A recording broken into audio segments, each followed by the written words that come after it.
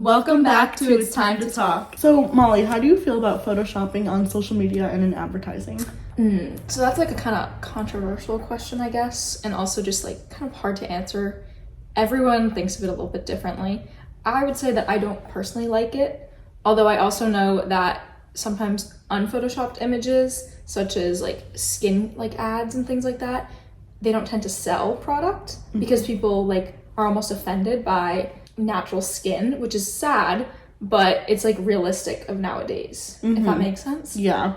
I think people are so used to seeing just perfectly blurred Photoshop skin that when they see real texture or acne, wrinkles, whatever, they're just so scared of it and don't want that. God, yeah. I mean, personally, when I see like an image that's perfect, beautiful skin, it seems like if I buy that product, then that's what I'm gonna get like as a result, which is good for marketing wise, but I feel like nowadays you want it to be more realistic and kind of what you're going to get from the product rather than like unrealistic expectations. Yes, I want to see like photoshopped things because I want like the product to seem like it has good results, but I also want it to be, say someone with my skin type is using the product and it's like a before and after. I feel like I would want to purchase it more if it was like that rather Well, it feels more authentic. Yeah, exactly. And the other thing too is with all of the photoshopping, it makes these unrealistic beauty standards, and that's really not something young girls and boys want to see, especially in today's generation. I know. And we've been talking about this in class recently about how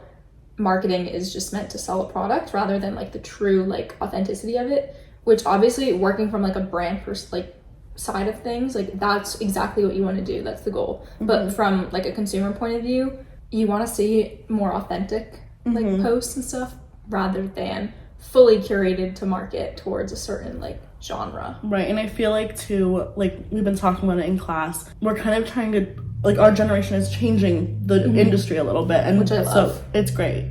So I think in the next 5-10 years we're gonna see skincare ads where you see textured skin, wrinkles, all of those things. Yes, definitely. Or like extremely photoshopped ads, something that you guys like to see as a consumer, so that way it makes you want to buy the product for perfect results? Or do you want to see something more authentic instead that is someone's skin type compared to you? I mean, it doesn't have to go for just like skincare. This is for the makeup. People are photoshopping like ads to be perfect like executed makeup when obviously a lot of people can't do makeup well. I can't do makeup well, so like seeing these ads is unrealistic. I don't know what you think about your answer on that. I mean, yeah, like as much as I'd love my foundation to always look airbrushed, it's not going to. I have texture to my skin. It's not going to be perfect all the time, but it still looks good. Yeah, but definitely. It's not that airbrush look that they're selling. Hopefully this is like a conversation that gets into your head and you kind of think about this when you're purchasing your next products. Stay tuned for next week for another episode of It's Time to Talk.